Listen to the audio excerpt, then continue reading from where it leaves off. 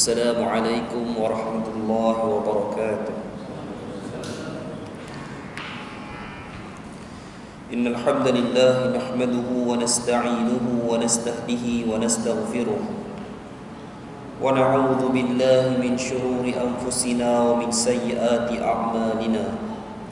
Man yahdihillahu fala mudilla lahu wa man yudlil fala hadiya lahu.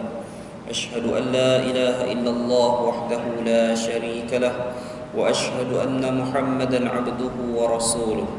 اللهم صل وسلم وبارك على محمد وعلى آله وأصحابه وأزواجه وذرياته ومن تبعهم إلى يوم الدين. رب اشرح لي صدري ويسر لي أمري واحلل عقدة من لساني يفقه قولي ولا حول ولا قوة إلا بالله. Amma ba'd. Ikhwatul iman, a'azzani Allah wa iyyakum. Hadirin muslimin muslimat yang dikasihi Allah Azza wa Jalla. Alhamdulillah, thumma alhamdulillah. Alhamdulillah kita bertemu sekali lagi pada malam ini, insya-Allah pertemuan kali yang kedua, alhamdulillah, untuk kita terus membicarakan dan menyambung kembali hadis yang telah pun kita baca pada siri kuliah yang lepas, ya. Saya mohon maaf sebab tidak sempat sediakan photostat, cuma ada tak dapat WhatsApp, ada bagi kan. Saya bagi pada Tuan Imam mungkin ada WhatsApp pada jemaah. Saya hantar print screen hadis tersebut yang saya ambil dalam software Encyclopedia Hadis, ya. Baik. Hadis yang sama, kalau yang tuan-tuan yang ada dapat gambar itu hadis yang sama, ya. Iaitu kita telah memetik suatu hadis yang diriwayatkan oleh Al-Imam Al-Bukhari dalam kitab sahih beliau, iaitu yang diletakkan, yang dimuatkan dalam kitab Ar-Riqaq, kitab yang berkaitan dengan persoalan ataupun mendidik ataupun melembutkan hati, yang mana satu hadis yang bersumber daripada Abu Sa'id Al-Khudri radhiyallahu anhu. Qala, telah berkata, qala Rasulullah sallallahu alaihi wasallam yaqulullah, yang mana telah bersabda Nabi sallallahu alaihi wasallam, Nabi menyatakan yaqulullah, Allah berkata. Cuma sekali lagi saya ingatkan, hadis ni bukan hadis qudsi, walaupun di situ ada petikan yaqulullah, Allah berkata. Kerana kebiasaannya bila kita jumpa Allah berkata, itu hadis qudsi. Ya, tak, ini Nabi yang sebut. Cuma Nabi ceritakan balik suatu perkara yang berlaku, yang diwahyukan oleh Allah Azza wa Jalla kepada baginda tentang suatu peristiwa yang berlaku. Yaqulullah, berkata Allah, ya Adam, wahai Adam, iaitu Nabi Adam alaihi salam. Fayaqulu labbaika wa sa'daika wa khairu fi yadaika. Kata Nabi Adam alaihi salam, labbaika. Nabi Adam jawab seruan itu dengan kalimah yang terbaik untuk menjawab seruan, labbaika. Sebab itu kita bertalbiyah, labbaik Allahumma labbaik, labbaik la syarika laka labbaik. Labbaik itu ada satu lafaz yang mana kita seru, kita sahut untuk menjawab seruan daripada Allah, yang mana kita lafazkan ketika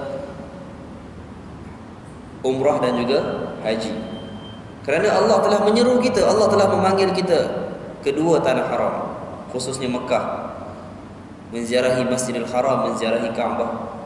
Kita sahut seruan itu dengan kita jawab labbaik Allah.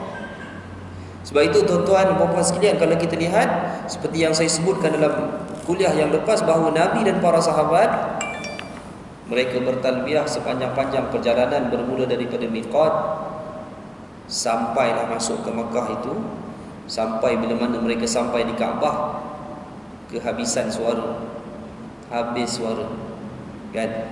Kita tengok nanti kita pergi umrah, kita cuba tengok habis tak suara kita. Kita bertalbiyah nak sampai ke Masjidil Haram tu biasanya tak habislah, dan biasanya kita talbiyah pun slow saja. Mutawif berhenti talbiyah, kita pun berhenti talbiyah, kan? Gitu. Sepatutnya tidak begitu. Sepatutnya kita berterusan, kan? Kita berhenti, orang lain sambung, orang lain penat, kita sambung. Gitulah yang sepatutnya, ya. Baik. Wasa'daika, dan kata Nabi Adam alaihi salam, wasa'daika, suatu kemuliaan, suatu kebahagiaan di sisimu, wal khairu fi yadaika, dan juga kebaikan berada di kedua tangan. Jawab Nabi Adam alaihi salam. Qala yaqulu, akhrij ba'than nar. Allah pun berkata kepada Nabi Adam alaihissalam, akhrij ba'than nar, keluarkan daripada umatmu ataupun keluarkan daripada anak cucu keturunanmu itu suatu rombongan ahli neraka, iaitu asingkan daripada keturunanmu ini yang mana di kalangan mereka yang akan menjadi ahli neraka.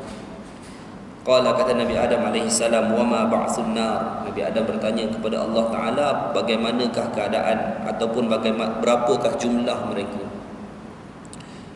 Qala, kata Allah Ta'ala, min kulli alfin tis'ami'ati wa tis'in.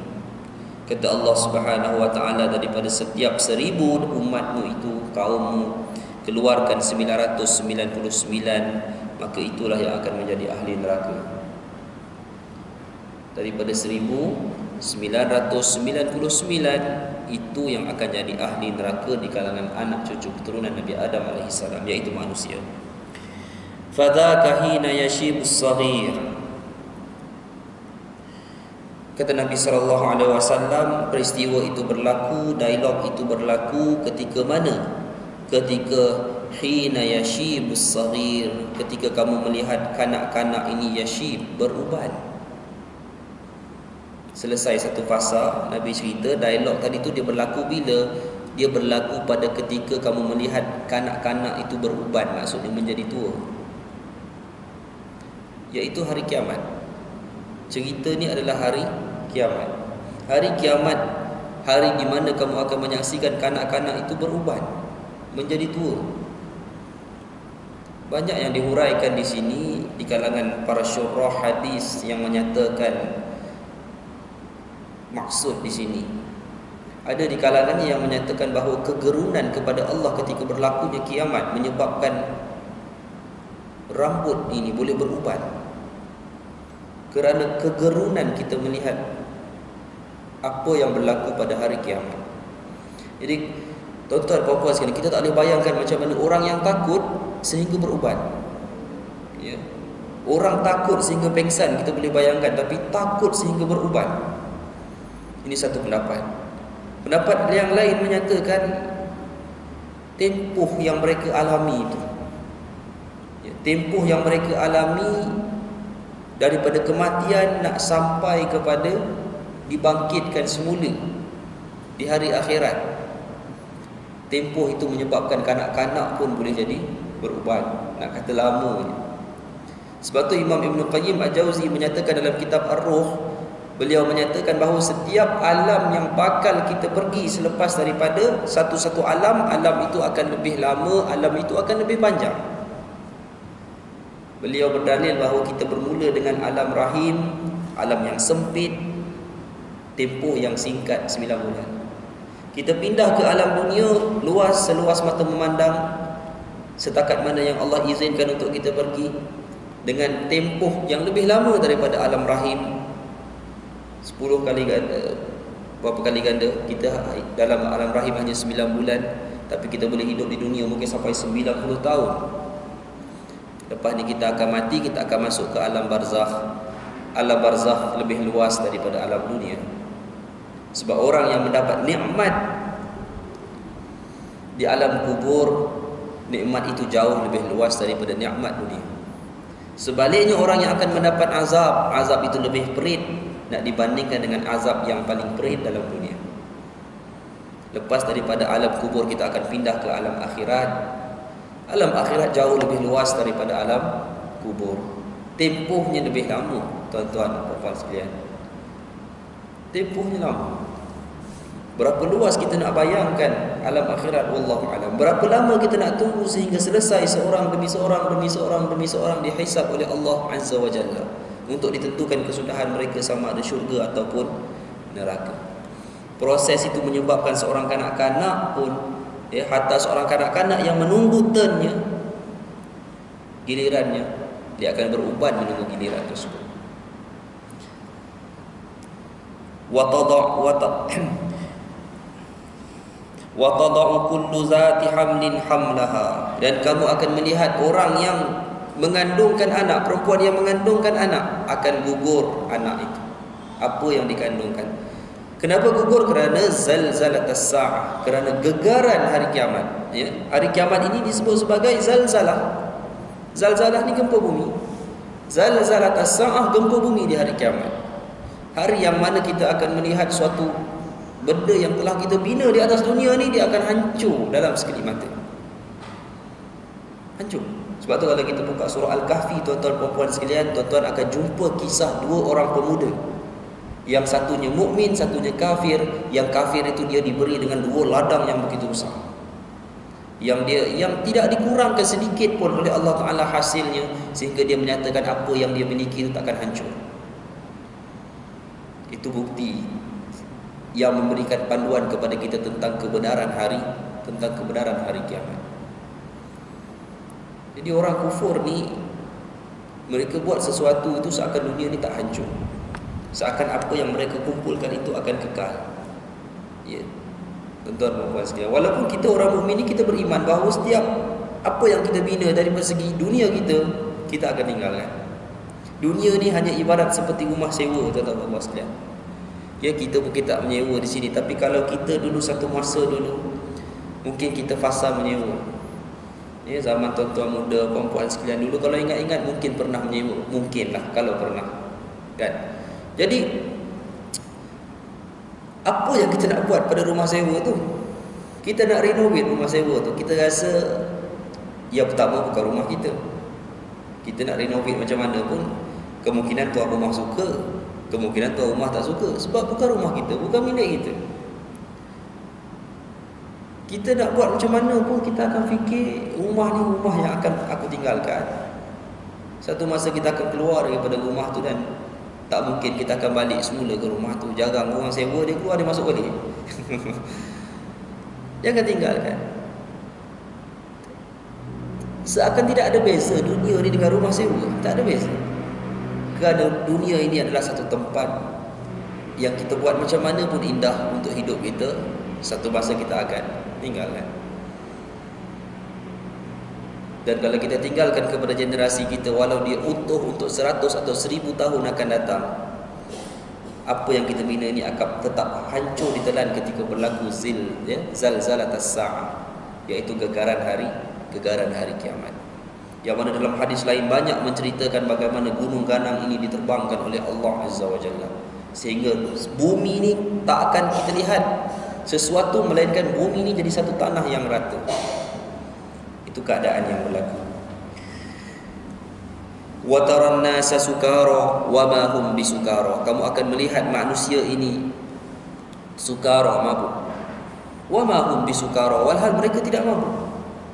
Keadaan mereka ketika berlaku hari kiamat itu, ya, suatu keadaan di mana kita akan melihat bahawa orang-orang berkelakuan seperti orang yang mabuk tidak tentu hala.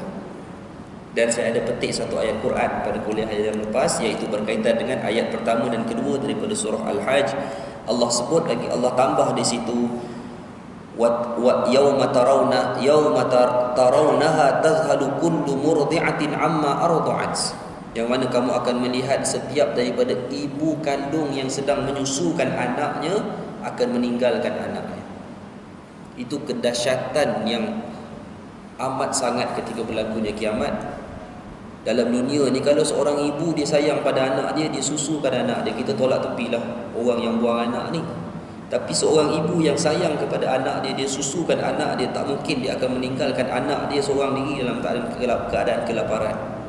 Tapi ketika berlaku zalzalatas sa'ah, gegaran hari kiamat, perkara itu akan berlaku.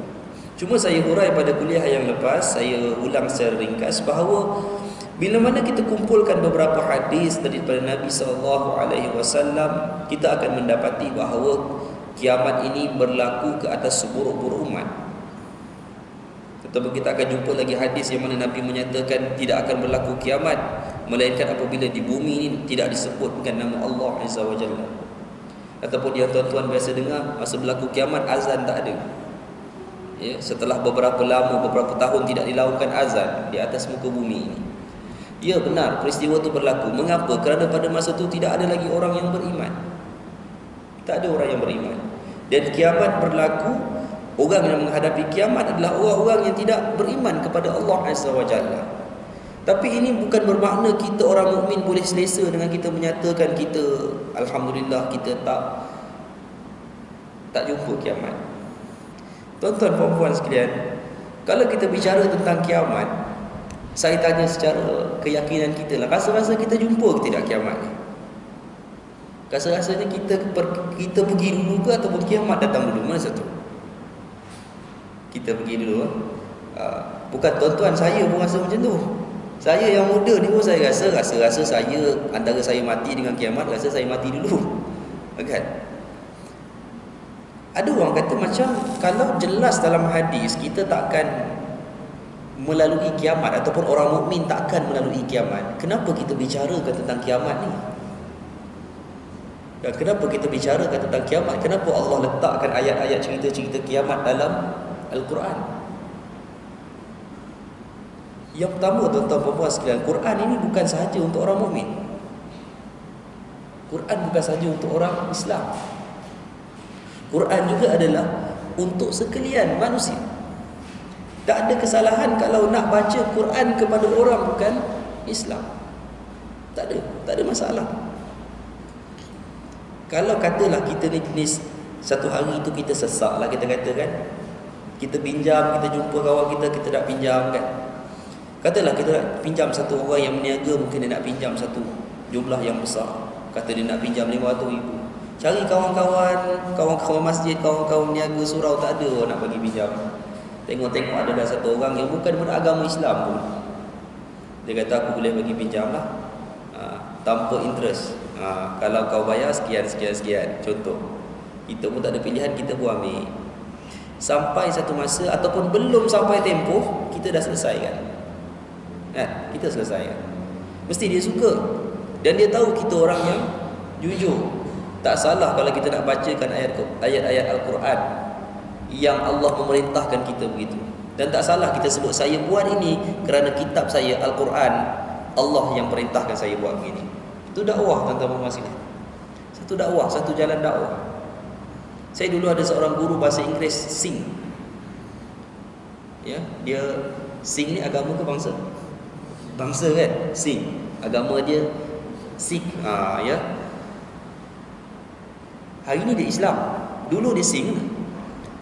Tuan-tuan tahu dia Islam kerana masa saya di sekolah dulu ada satu orang kawan saya, dia dapat beasiswa, dia beli apa?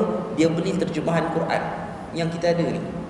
Dia beli terjemahan Quran tu, dia letak atas meja guru. Dia letak atas meja guru. Masa tu kawan-kawan kita pun cakap macam-macam lah kawan-kawan kita kan. Orang Melayu ni dia suka condemn orang lain buat kerja. Dia tak buat kerja. Jadi dia letak. Saya duduk perhati sepanjang saya berada dalam kelas tu. Sesi persekolahan saya duduk perhati, tak ada satu orang pun guru Melayu Islam yang buka benda tu. Ya, terjemahan Quran mungkin kat rumah dia pun ada kan. Kita biasa tengok. Terletak saja di hujung meja tu, tak ada usik. Walaupun guru tu sedang duduk di meja guru, menunggu pelajar buat latihan dan sebagainya, tak usik. Tapi dialah cikgu yang akan buka dan baca. Saya pun duduk tengok apa yang dia baca, dia faham tak faham Allahu alam, tapi dia baca. Saya tak tahu dia kenapa dia masuk Islam. Tapi kalaulah dia masuk Islam kerana benda tu, ya, masya-Allah, tuan-tuan dan puan mati Allah sekalian. Ya. Memang ada hadis Nabi sallallahu alaihi wasallam kan berkaitan dengan kalau Allah memberi hidayah kepada seseorang itu disebabkan kita lah. Ya, kerana kita memberikan dia faham kepada Islam. Ya. Kata Nabi sallallahu alaihi wasallam, maksud saya bacakan bahawa kata Nabi, ia lebih baik daripada unta yang berwarna merah. Unta yang berwarna merah ni, unta tu dia punya bulu dia warna seakan kemerahan. Tak tahulah tuan-tuan pernah jumpa ke tak pernah jumpa. Unta tu, unta yang bagus, ya. Unta ni dahsyat. Unta dalam bahasa Arab dia ada lebih daripada 500 kalimah yang cerita tentang unta. Kan? Unta dia ada jamal, unta jantan, dia ada naqah, unta betina, dia ada ibil, unta umum, unta ternakan, dia ada fahal, unta jantan yang digunakan untuk baka. Dia ada labun unta betina yang tak pisah susu, ada hashi unta jantan yang belum pisah susu. Banyak unta. Arab memang kenal sebab unta ni haiwan negara Arab. Unta yang warna merah ni unta yang orang cari zaman Nabi lah. Unta yang mahal harga dia, yang terbaik. Yang orang kalau dapat tu dia merupakan satu kemegahan. Tapi Nabi SAW kata, kalau kamu dapat cerita Islam kepada seseorang, lalu orang tu memilih Islam menjadi sebab dia dapat hidayah, maka kata Nabi SAW, dia lebih baik daripada seekor unta yang berwarna merah itu. Dan dia masuk Islam, insya-Allah. Saya tak tahu kenapa, tapi saya juga berperasaan dan beranggapan kemungkinan itulah perkara yang menyebabkan dia nak tahu lebih tentang Islam. Jadi dalam Quran ini diceritakan tentang tanda-tanda keadaan kiamat. Sedangkan orang mukmin tak akan melalui kiamat. Ini kerana yang pertamanya, Quran bukan hanya semata-mata untuk orang Islam, tetapi dia juga perlu dibacakan kepada orang bukan Islam. Pertama. Yang kedua, Allah nak kita jaga iman kita. Kerana kalau kita dapat jaga iman kita, insya-Allah kita jadi satu golongan yang tidak akan melihat hari kiamat. Tidak berlaku ke atas kita semasa kita hidup. Dan timbul persoalan, kalau kita yakin kiamat itu tak berlaku pada zaman kita hidup, kenapa kita perlu bicarakan? Itu soalan dia. Ya. Tahu-tahu ada orang tanya begitu. Rasa-rasa dia orang yang suka berfikir kan. Jadi dia fikir tu dia tanyalah, kenapa kiamat ni perlu dibicarakan? Sedangkan kalau mengikut firasat saya ni, dia kata mungkin kita mati semua dah ni, generasi kita ni tak tengok kiamat kan. Tak apalah kalau kita yakin kepada perkara tu, itu atas keyakinan kita. Tapi kita kena ingat Dajjal, ya, Dajjal ni, tuan-tuan kenal Dajjal? Siapa Dajjal? Manusia. Dia manusia yang telah lahir. Ya, Dajjal ni tak ada istilah dia akan dilahirkan ke, tak ada. Memang dia sudah lahir. Ya, seorang sahabat Tamim Ad-Dari, sahabat yang pernah berjumpa dengan Dajjal ni. Dan dia akan bebas. Mungkin masanya tak lama, tapi dia akan bebas. Secara hakiki, satu orang manusia yang akan bebas, yang akan merosakkan keimanan manusia. Tuan-tuan, semua para Nabi tahu bahawa Dajjal ni dia akan keluar akhir zaman di hadapan umat Muhammad sallallahu alaihi wasallam. Semua Nabi tahu.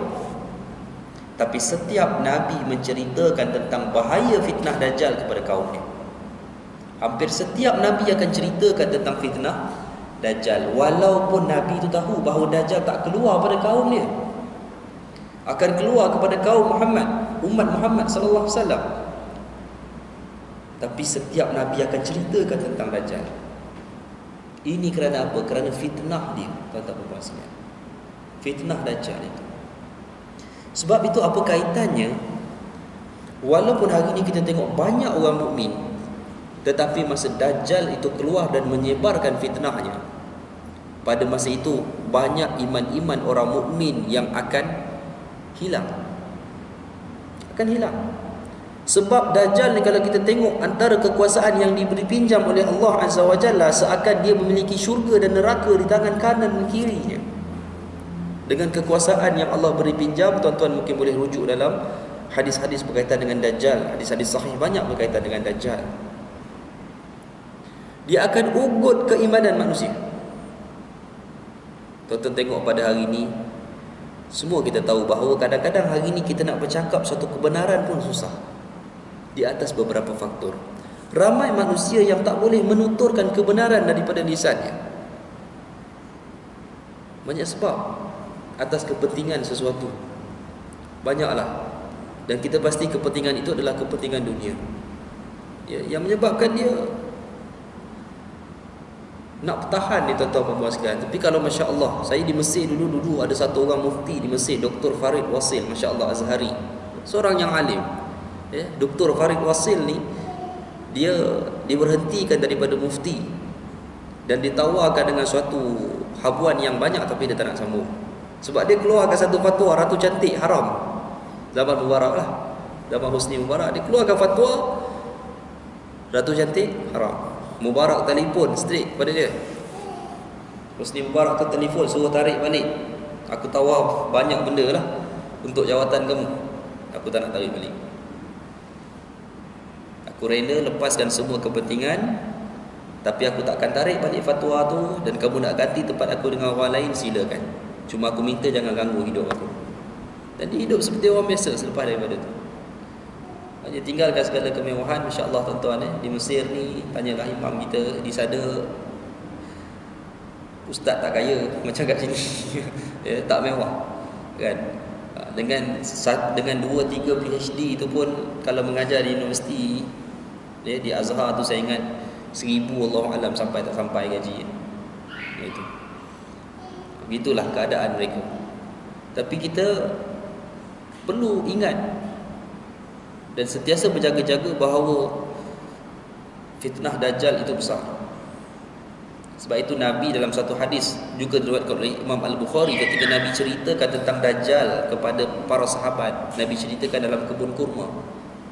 Ketika Nabi menceritakan tentang Dajjal, suara Nabi itu dia ada rhythm. Suara Nabi itu dia ada, kadang-kadang Nabi sebut dalam nada yang tinggi, kadang-kadang Nabi sebut dalam keadaan nada yang rendah. Jadi bila ditanya kenapa intonasi Nabi begitu, Nabi nak cerita betul-betul supaya sahabat dapat menghayati apa dia fitnah Dajjal. Sahabat kata, perawi hadis kata, Nabi bercerita itu seakan Dajjal duduk dengar Nabi sedang cerita. Sebab itu muka para sahabat dia sampai jadi merah, pucat. Dia sampai jadi gelap. Kesan daripada Nabi cerita tentang Dajjal. Sampai Nabi tanya, kenapa kamu pucat? Dan Nabi kata apa, tuan-tuan puan sekalian, aku tak takut, aku tak risau kalau dia keluar pada ketika ni, sebab aku masih bersama dengan kamu. Tapi aku khawatir bagaimana dia keluar ketika mana aku sudah tiada. Tuan-tuan, fitnah Dajjal bawa 4 di akhir zaman. Saya masukkan dalam hadis ni, ya. Pertama, akidah. Dia akan serang supaya tinggalkan akidah ikatan tauhid kepada Allah Azza wa Jalla. Dia akan tinggal. Yang pertama. Yang kedua, Dajjal akan bawa harta. Dia akan tawar dengan kemewahan. Dia akan tawar dengan habuan. Sebab itu antara perkara yang disebutkan, dia datang ke suatu tempat yang tempat itu kebuluran, tak makan, hujan tak turun, tiada makanan. Dia datang, dia boleh seru hujan, hujan turun. Itu antara yang Dajjal boleh buat di akhir zaman. Yang kedua. Yang ketiga, dia datang membawa fitnah ilmu. Ilmu, tuan-tuan, hari ini pun sudah bermula fitnah ilmu. Ilmu yang benar dan yang batil datang dalam wajah yang serupa. Ya, ilmu yang benar dan yang batil datang dalam wajah yang serupa. Sehingga manusia tidak boleh membezakan ini kebenaran, ini kebatilan. Itu belum Dajjal keluar. Dia akan bawa satu fitnah ilmu. Bila mana antaranya dia boleh menceritakan suatu benda yang belum berlaku. Tapi apabila benda itu berlaku serupa seperti mana apa yang Dajjal sebutkan. Fitnah. Sebab itu Nabi SAW ajar kepada kita satu doa, tuan-tuan. Allahumma arinal haqqa haqqa warzuqna ittiba'ah. Tengok ya. Nabi ajar, ya Allah, perlihatkan kepada kami yang benar itu benar, dan kurniakan kami untuk mengikuti kebenaran. Tengok ayat yang Nabi ajar, perlihatkan kepada kami yang benar itu benar. Nabi tak sebut perlihatkan kami kebenaran, kerana ada orang melihat kebenaran sebagai suatu kebatilan. Nabi sambung, wa arinal batila batila warzuqna ijtinabah, dan perlihatkan kepada kami yang batil itu batil, dan bantu kami, rezekikan kami untuk kami menjauhi kebatilan itu. Kerana akan ada orang yang melihat kebatilan sebagai suatu kebenaran. Tuan-tuan puan sekalian, ya. Ini suatu fitnah yang dibawa oleh Dajjal. Yang ketiga dan yang keempat, dia akan bawa fitnah kekuasaan. Kerana pada masa dia muncul, pada masa dia keluar, dialah orang yang paling berkuasa. Ya, sebab itu kalau kita tengok, Dajjal ni keluar ketika Imam Mahdi dah keluar. Dan Imam Mahdi sendiri tidak boleh mengatasi Dajjal ini, melainkan Allah memang telah mentakdirkan Dajjal itu dibunuh dengan tangan Nabi Isa alaihissalam. Ya. Tangan Nabi Isa. Memang ada hadis yang menyatakan sebenarnya Dajjal ni dia tak boleh jumpa pun Nabi Isa. Kalau dia jumpa Nabi Isa, dia akan cair seperti garam yang larut dalam air. Dajjal bila dia berhadapan, dia jumpa dengan Nabi Isa, dia akan cair macam garam yang larut dalam air. Cuma Allah tak mengizinkan dia cair begitu, kerana Allah menghendaki dia dibunuh sendiri oleh tangan Nabi Isa alaihissalam. Itu Dajjal. Fitnah dialah yang datang pada akhir zaman ini, yang akan mungkin meragut banyak keimanan umat Islam, yang mana mereka akan hidup dalam keadaan kekufuran, ya, sehingga ke hari kiamat. Kufur sehingga sedikit demi sedikit maka habislah orang-orang mukmin di atas dunia ini. Tuan-tuan dan puan sekalian, kita teruskan sambungan hadis ini. Faqalu ya Rasulullah, maka bila para sahabat mendengar Nabi menyatakan begini, ya Rasulullah, wahai Rasulullah, sahabat tanya, ayyuna dzalikar rajul? Kata para sahabat, kalau macam tu, saya hurai terus maksudnya, kalau begitu siapa yang akan terselamat? Bila sahabat dah dengar kalau daripada 1999, kalau kita duduk dalam kelas pun, tuan-tuan dan puan sekalian, kalau kita ingat-ingat balik zaman kita belajar kan, kalau lecturer kata-kata kamu semua ada 100 orang pelajar saya, yang akan lepas exam ni hanya saya bagi pada seorang, kita rasa siapa yang akan lepas kalau macam tu kan? Kita takkan rasa lah yang seorang tu kita, betul tak? Takkan rasa. Kita pun tak tahu siapa, tapi kita confirm yang rasa yang seorang tu memang bukan kita. Kalau dah semua 99 fail, seorang dia yang lecturer kita bagi lulus, kita memang rasa bukan kita lah, bukan kita kan? Kita naik bas pergi umrah 40 orang, kalau kita tahu dalam satu bas tu seorang je Allah terima umrah dia, kita pun rasa mungkin bukan kita. Sahabat kata macam tu. Kalau macam tu, siapa yang akan selamat wahai Rasulullah? Tengok kata Nabi sallallahu alaihi wasallam, fa inna min ya'juj wa ma'juj alfan wa minkum rajulun. Kata Nabi, bergembiralah, ya, abshiru, kata Nabi, sesungguhnya daripada Ya'juj dan Ma'juj adalah 1000, dan daripada kamu adalah seorang. Nabi kata, kalau kamu nampak 1000 tu 999 masuk neraka, kamu fikir macam ni.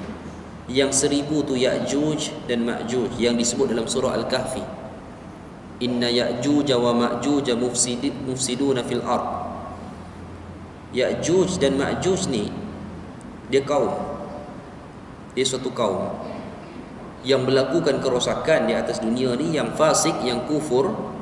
Mereka melakukan kerosakan dan mereka akan keluar di akhir zaman, ya. Saya yakin dia belum keluar secara hakiki lah. Ada pendapat menyatakan dia adalah kerajaan Tatar dan Mongol, ya, yang menyerang kota Baghdad, sehingga berkelimpangan setiap inci kota Baghdad itu dengan mayat-mayat orang Islam. Dibuang kitab-kitab umat Islam di dalam sungai, sehingga sungai bertukar menjadi warna hitam, dakwat-dakwat daripada buku-buku itu. Kemudian tentera Tatar bergerak menuju ke kota Damsyik. Kota Damsyik jatuh ke tangan Tatar. Sama berlaku seperti di Baghdad. Setiap inci kota Damsyik itu dipenuhi dengan bergelimpangan mayat orang Islam. Mereka bergerak nak memusnahkan Qahirah. Ini kelebihan Mesir, benteng terakhir umat Islam. Daripada situlah, ya, ketika itu adanya Sultan Saifuddin Qutuz, dan ketika itu adanya Izzuddin Abdus Salam. Masa tu tak ada pilihan, hidup mati kita lawan. Kalau tak jatuh, habis Islam. Benteng terakhir, macam Palestin, benteng terakhir adalah Gaza. Gaza jatuh, habis. Bekalan tak cukup. Sultan minta kepada Izzuddin Abdus Salam pada masa tu, Sultanan dipanggil Sultanan Aulia kan gelaran dia. yang menjadi mufti Mesir pada masa itu, mufti di wilayah Mesir. Sultan minta supaya keluarkan fatwa setiap rakyat wajib infak tenaga, harta untuk kita musnahkan Tatar ni, nak lawan. Syekh Izzuddin Abdul Salam kata apa? Aku boleh isytiharkan, tapi Sultan kena mula dulu. Sultan yang seru tu kamu kena mula dulu. Kamu kena infak seluruh harta kamu, baru aku keluarkan fatwa. Dan Sultan dia buat begitu. Selepas itu diserukan tentang fatwa itu, seluruh umat Islam menyumbangkan semua keperluan mereka, dan mereka lawan Tatar. Tatar kalah di medan satu peperangan dinamakan Ain Jalut. Ni tuan-tuan boleh baca, mungkin boleh jemput satu ustaz kuliah tentang Ain Jalut sahaja, tentang peperangan Ain Jalut yang Allah berikan kemenangan dalam bulan Ramadan. Menang, dan akhirnya tentera Tatar itu masuk Islam. Tuan-tuan dan puan sekalian. Ya. Baik, kita balik kepada Ya'juj. Tapi Ya'juj dan Ma'juj ni bukan mereka. Sebab akhirnya tentera Tatar tu masuk Islam. Sebab Ya'juj dan Ma'juj dia tak berakhir begitu. Memang dia ada satu bangsa di akhir zaman yang akan keluar nanti, yang memang akan merosakkan manusia, membunuh manusia begitu sahaja. Itu Ya'juj dan Ma'juj. Mereka mati dalam keadaan kufur. Kata Nabi, bergembiralah kerana kalau 1000 tu kamu adalah seorang daripada kalangan mereka, tuan-tuan, mestilah kita seronok. Begitulah, kan? Macam mana saya nak buat kesimpulan, tuan-tuan dan puan sekalian? Kalau kita duduk dalam satu kelas, kan, kita tahu dalam kelas tu kita lah paling cerdik, kan? Dalam kelas tu kita lah paling cerdik. Yang lain tu kita tahu semua memang last belajar pun tak berjalan, kan? Contohlah saya nak buat, kan? Bila guru kita bagi tahu bahawa dalam exam ni saya hanya akan pilih seorang saja yang akan saya luluskan, kita rasa confident, kita lah awak tu. Itu, kan? Cuba kita letak diri kita, daripada 1000 tu 999 masuk neraka, tapi 1000 tu adalah Ya'juj dan Ma'juj. Kita salah seorang daripada mereka. Kalau Allah katakan ke ahli syurga, kita yakin tak? InsyaAllah kita. Faham tuan-tuan dan puan sekalian? Jelas begitu. Faham puan? InsyaAllah. Sebab itu Nabi kata absyiru, bergembiralah. Ini kata Nabi kepada para sahabat. Baik.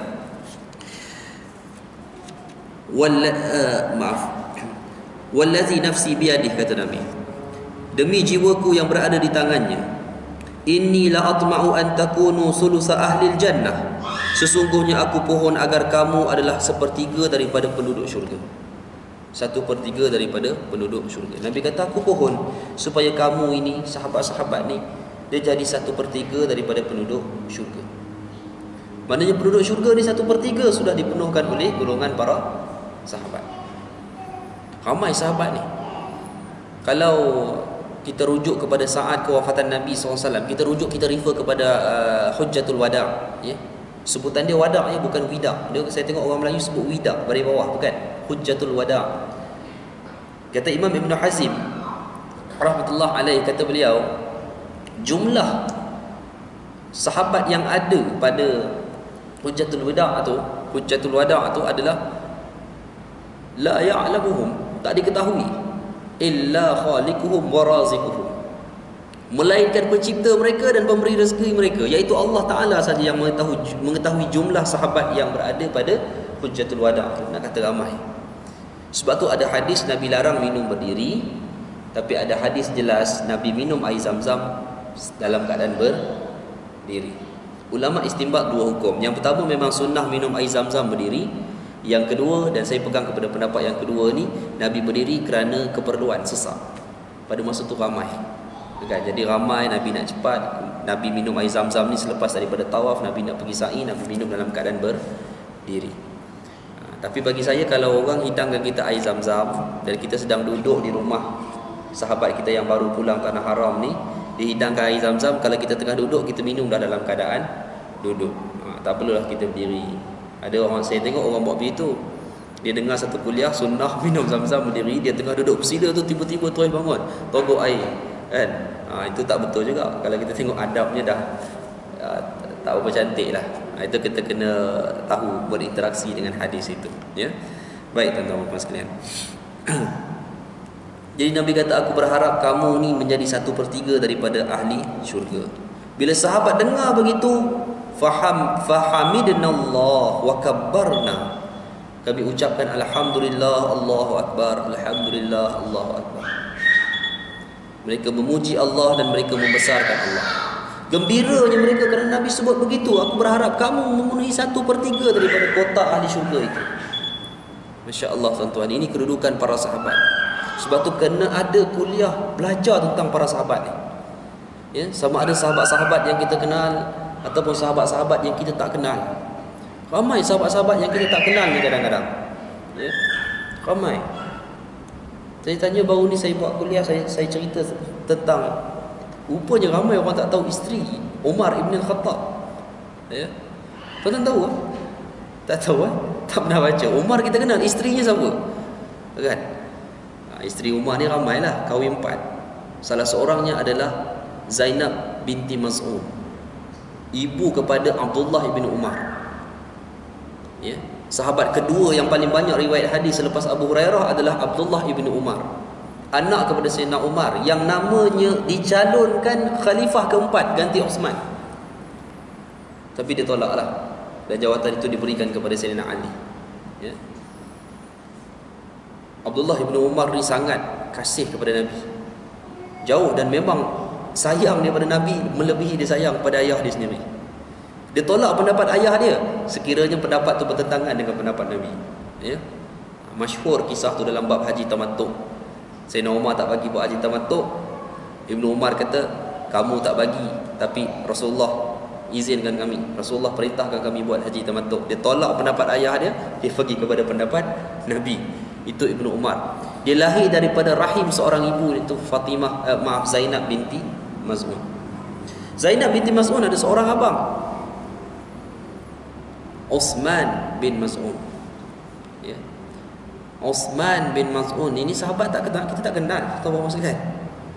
Tapi apa hebatnya Osman bin Mas'ud ni, bapa saudara kepada Abdullah bin Umar, abang kepada Zainab binti Mas'ud, ibu kepada Abdullah bin Umar ni. Sahabat daripada orang Mekah yang pertama yang dikebumikan di Baqi'. Itu dia. Kita pergi Baqi' itu, kita nak tahu siapa dia sahabat orang Mekah pertama yang dikebumikan di Baqi'. Dia adalah bapa saudara Abdullah bin Umar, Osman bin Mas'ud. InsyaAllah Osman bin Mas'ud ni, beliau ni masuk Islam dengan ayat Al-Quran. Sebab tu saya cerita di awal tadi, Quran baca kepada orang bukan Islam tak ada masalah. Kita takut, kita bukan paksa dia, kita cuma baca. Ini ayat dalam kitab kita. Tuan-tuan, ayat Quran ni dia mukjizat. Ya, dia mukjizat. Tuan-tuan tahu kan kisah bahawa Abu Jahal dia tak ikut Nabi, kan? Dia tak ikut Nabi, tapi dia tak argue Quran. Ya, dia tak argue Quran ni sebab dia tahu luar biasa je Quran. Sebagian ulama kata dia memang mengakui kebenaran Quran, cuma dia tak nak ikut. Sebab dia tak boleh nak tinggalkan apa yang telah dia faham tentang penyembahan berhala tu. Sebab tu apa yang dia buat dengan beberapa lagi orang musyrikin, malam-malam tu dia mengendap Rasulullah baca Quran. Mengendap Nabi, duduk dengar. Dia ingat dia seorang buat kerja tu, rupanya ramai lagi musyrikin buat kerja yang sama. Duduk mengendap Nabi baca Quran sampai mereka bertemu. Kamu buat apa? Kamu buat apa? Masing-masing tak nak jawab. Rupanya sama-sama semua, tujuan yang sama, dengar Nabi baca Quran. Abu Jahal kata tak boleh, tak boleh jadi ni. Kita tak boleh lagi buat perangai ni. Kalau Muhammad dan sahabat dia tahu malu kita, kita lawan dia, kita tolak kitab dia, tapi kita malam mengendap dengar dia baca.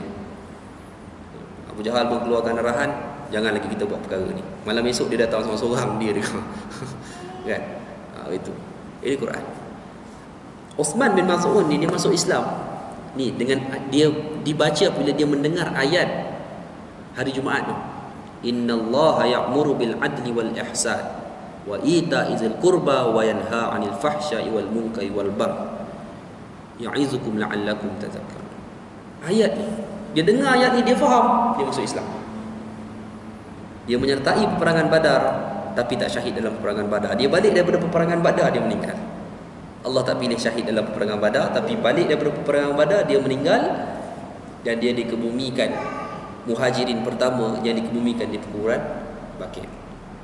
Nak ceritanya hebat para sahabat ni tuan-tuan puan-puan sekalian.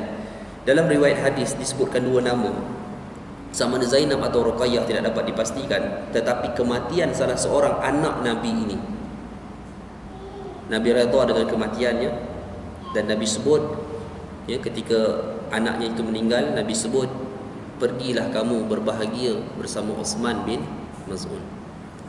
Punya banyak sahabat ni yang meninggal, Nabi boleh sebut nama Uthman bin Maz'un.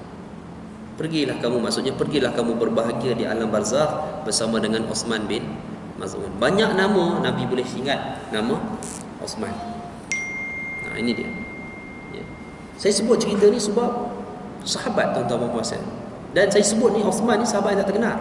Uthman bin Maz'un ni sahabat yang tak terkenal. Tapi kita nak kata walaupun dia tak terkenal, tidak terkenal, tetapi inilah kedudukan para sahabat radhiyallahu anhu. Ini kedudukan mereka, tuan-tuan dan puan sekalian. Ya. Cuba lihat ketika mereka telah pun bertahmid dan bertakbir. Alhamdulillah Allahu Akbar, Alhamdulillah Allahu Akbar. Bila Nabi doakan mereka memenuhi 1/3 daripada kotak ahli syurga. Thumma qala wallazi nafsi biyadihi. Kemudian Nabi SAW menyatakan, ya, demi jiwaku yang berada di tangannya, itu tangan Allah, inni la'atma'u an takunu syatra ahli jannah. Ini Nabi pula sebut doa yang kedua. Aku berdoa, aku mengharapkan, ya, kata Nabi, kamu adalah menjadi syatar, sebahagian besar daripada ahli syurga. Tadi 1/3. Ini Nabi mengharapkan pula kamu jadi sebahagian besar daripada ahli syurga. Tuan-tuan dan puan sekalian, ya, ini para sahabat radhiyallahu anhu. Kita tak adalah menentukan, ya, secara total semua sahabat dapat syurga. Tidak, kita tak berpegang begitu. Tapi kita beriman kepada beberapa sahabat yang dijanjikan syurga secara jelas ataupun tidak jelas oleh Nabi SAW. Dan cuba tengok, bila sahabat kita akan sebut radhiyallahu anhu, nampak tak? Ya, radhiyallahu anhu maknanya Allah telah redha dengan kehidupan mereka. Itu doa kita. Bila kita sebut nama seseorang, kita akan sebut, kita sebut Uthman, bila kita sebut Ali, bila kita sebut Umar, kita akan sebut radhiyallahu anhu. Allah meredai kehidupan mereka. Itu doa, tuan-tuan sekalian. Itu doa. Tanda keberkatan seseorang itu bila dia telah mati, orang terus-menerus mendoakannya. Ya. Orang terus-menerus mendoakan seseorang itu. Ini tanda. Ya. InsyaAllah akan datang saya akan muatkan cerita bagaimana Allah memuliakan seorang sahabat Ka'ab bin Malik yang pernah melakukan satu dosa yang sangat besar. Dia tak pergi perang Tabuk. Mungkin sebahagian kita pernah cerita, tapi saya nak simpulkan tentang bagaimana Allah memuji tentang Ka'ab bin Malik. Walaupun dia terpaksa menghadapi satu penderitaan yang amat berat dalam tempoh 50 hari apabila dipulaukan oleh Nabi dan para sahabat kerana dia tak pergi perang Tabuk. Tapi setelah Allah menerima taubatnya, kita akan cerita bagaimana dalam surah Taubah Allah meletakkan kemuliaan di atas kedudukan dan taubatnya. Ini Ka'ab bin Malik. Ini kedudukan para sahabat. Sebab itu tanda keberkatan hidup seseorang, bila dia telah mati, bila disebut namanya, orang akan berdoa untuk dia. Itu tandanya. Sebab tu kita sebut, ustaz-ustaz kita sebut Imam Syafi'i, kita akan sambung dengan rahimahullah ataupun rahmatullah alaih. Allah merahmati ke atasnya. Kan? Itu. Sebab tu kita ni jangan, kita tuan-tuan dan puan sekalian, saya ingat kita kena ubah kan. Kita kadang-kadang tu kita arwah yang kita sebut kan. Katalah ada kawan kita Ahmad meninggal lah. Kan? Kita kata arwah Ahmad. Tak jadi doa apa pun. Arwah ni jamak roh kan. Jamak kepada roh. Kita kata roh Ahmad tu ya. Arwah jadi roh Ahmad. Ahmad seorang tapi jadi roh Ahmad ya. Jadi sebenarnya insya-Allah tuan-tuan dan puan sekalian, tak salah bila disebut kita doakan Allah yarham, itu lebih baik daripada arwah. Allah yarham tu Allah merahmatinya, ataupun Ahmad rahmatullah alaih kan. Tapi kalau kita buat tu orang tengok pelik kan. Tinggi mana kedudukan dia kan begitu. Dah, itu sebenarnya tanda seseorang yang diberkati hidup. Disebut namanya ketika mati, orang mendoakan untuk dia. Ya. Baik, tuan-tuan. Ikhwatul iman, a'azzani Allah wa iyyakum. Insya-Allah tuan-tuan dan puan yang Allah sekalian, pada yang ada nota tu insya-Allah kita berhenti di sini. InsyaAllah lah kalau ada sambungan tuan-tuan, saya sambung kepada bait yang terakhir dalam hadis ini, iaitu berkaitan dengan yang Nabi menyatakan, inna mathalukum fil umami kamathali sya'ratil bayda fi jildi thawril aswad aw raqmati fi zira'il himar. Sebab apa saya asingkan? Pertama, masa pun tak cukup tuan-tuan. Yang kedua, saya asingkan kerana ini khusus nak menceritakan tentang kelebihan para sahabat. InsyaAllah ada kesempatan saya akan masukkan, saya akan muatkan insya-Allah cerita Ka'ab, kisah Ka'ab bin Malik. Saya dah buat nota tadi sebenarnya tapi tak sempat. Abdullah bin Rawahah dan juga Sa'ad bin Mu'az. 3 sahabat ni insya-Allah ya, saya akan ceritakan kepada tuan-tuan dan puan sekalian berkaitan dengan maksud kalam Nabi ni. Sebab Nabi kata kepada para sahabat, kedudukan kamu ini seumpama satu helai bulu yang berwarna putih di atas satu kulit yang berwarna hitam. Maknanya kalau kulit lembu ni, kulit kerbau dia hitam, kerbau ada putih ke tuan-tuan? Tak ada dah. Paling cerah pun warna kelabu lah kerbau. Kan? Jadi ada satu bulu putih di atas kerbau itu. Orang akan nampak bulu putih. Itulah misal perumpamaan kamu golongan sahabat di atas seluruh umat ini. Ya. Awil raqmati fi zira'il himar, ataupun tumpuk yang berada pada siku lutut keldai. Keldai ini pun dia warna macam tu juga, dia warna gelap, tapi dekat siku lutut dia warna putih. Jadi itulah perumpamaan kamu dibandingkan dengan umat yang lain. Dan apa maksudnya wallahu alam, tuan-tuan dan puan sekalian, insya-Allah ada kesempatan kita bicaralah pada waktu-waktu yang lain. Mudah-mudahan Allah Subhanahu wa taala merahmati kita insya-Allah. Ya. Baik. Ada soalan ke tuan-tuan sekalian?